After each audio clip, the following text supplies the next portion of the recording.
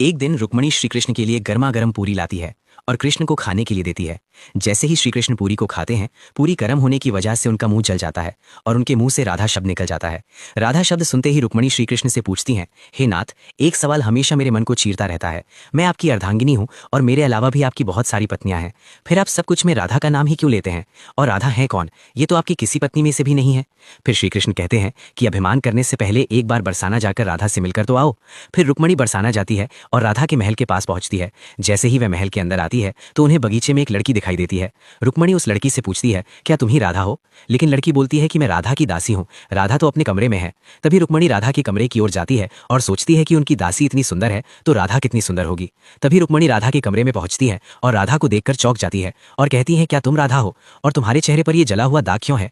तभी राधा कहती है, किसी ने मेरी कृष्ण को गर्म चीजों से दाग दिया है। अगर उसे पीड़ा होती है तो मुझे भी उस पीड़ा को सहना पड़ता है, क्योंकि हम दोनों अलग नहीं, हमारे दो शरीर में एक ही प्राण है। अब रुक्मणी जी को समझ में आ गया कि क्यों कृष्णा हमेशा राधा रानी का नाम लेते हैं। अगर आपने भी राधा रानी के दिव्य प्रेम को महसूस किया हो तो लाइक, फॉलो और कमेंट में राधे राधे लिखो, आपकी हर कष्ट दूर होगी।